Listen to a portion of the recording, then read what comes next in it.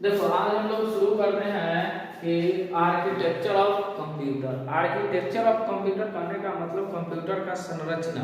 अब computer CPU है, CPU में जो है कि बहुत सारा पार्ट लगा हुआ है, वो किस तरह से कंट्रोल होता है, कैसे काम कर रहा है। जनरली तो हम लोग जानते हैं कि इनपुट आउटपुट देखते हैं, काम करते हैं, बात करते हैं, लेकिन इसमें बहुत सारा बात छुपा हुआ है, बहुत सारा राज है अंदर में, जो आज हम लोग डिस्कस करेंगे और समझेंगे, जानेंगे। ठीक है, तो अब हम लोग को देखना है कि सबसे पहले आर्किटेक्चर संरचना ऑफ कंप्यूटर। तो ये क्या है, सीपीयू है। एक सीपीयू जो है कि मान लेते हैं कि एक बॉक्स है। क्या है, एक बक्सा है, सीपीयू है, इसमें कुछ है नहीं। क्या है ये, बक्सा।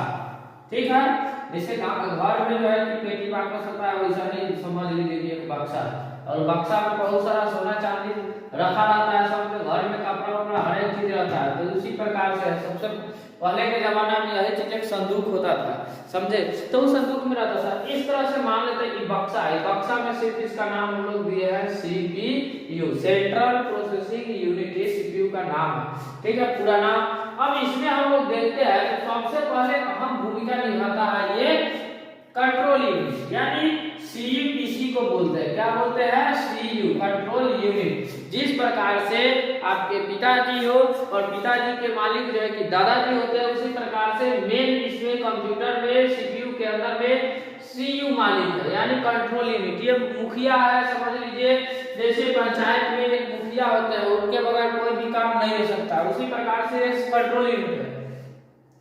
ये इनके बगैर हम कोई भी काम नहीं कर सकते। अगर हमको इनपुट डिवाइस में लगाना है तो इन्हीं के माध्यम से लगेगा, आउटपुट डिवाइस लगाना है तो इन्हीं के माध्यम से लगेगा, यानी कंट्रोल यूनिट। यानी इनका नाम है कंट्रोल, माने जो भी जो है इधर उधर कर रहा है उसको कंट्रोल करके रखना है, समझ में आया?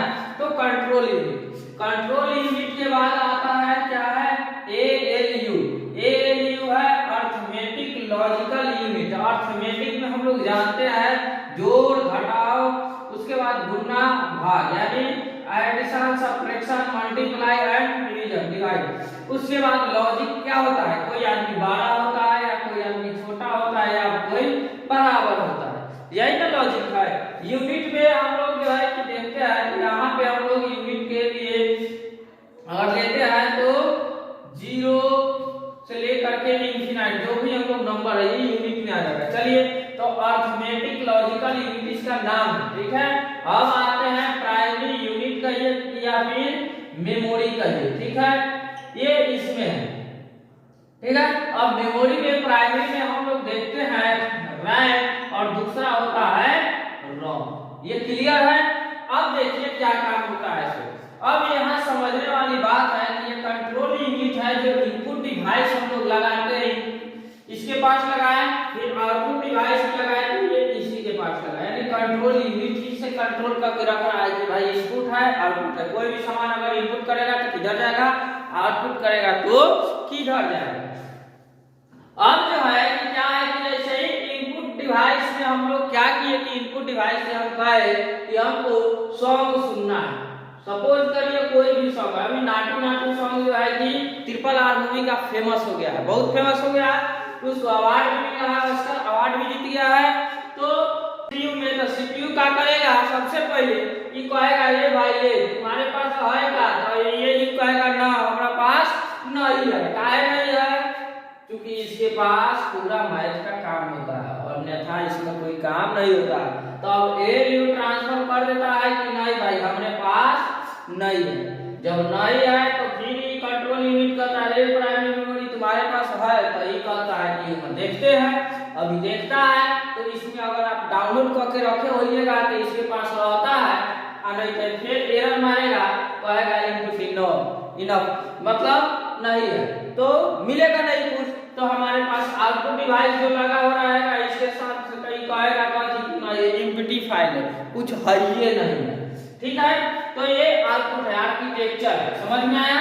मतलब कोई भी हम इनपुट करेंगे तो यह कंट्रोल यूनिट के माध्यम से काम करेगा, लेकिन कंट्रोल यूनिट भी किसी और के साथ काम करता है। जैसे अगर घर में कोई आदमी आता है, कुटुंब आ गए, चाहे कोई अतिथि देव आ गए, तो क्या करेंगे, पापा जी फरमाएंगे जाके चौक पर से समोसा लेके आओ, तो जो है कि खिलाना है।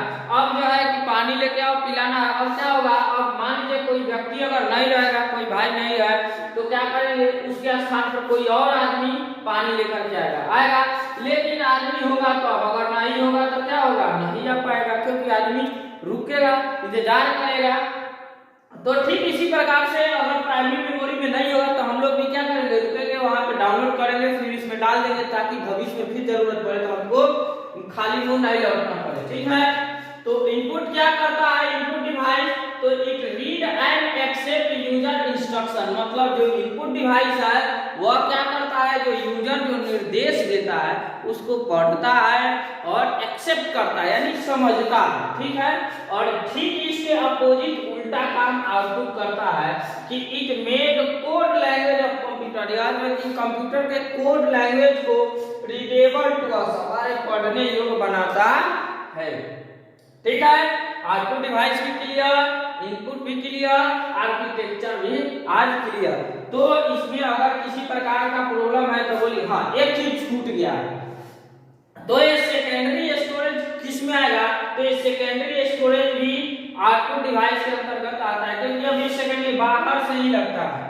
ठीक है, भले इसमें होता है डिवाइस, लेकिन यह बाहर से लगता है। ठीक है, अंदर में जाए कि प्राइमरी होता है रैम और रोम। क्लियर? ठीक है, मिलते हैं फिर आगे।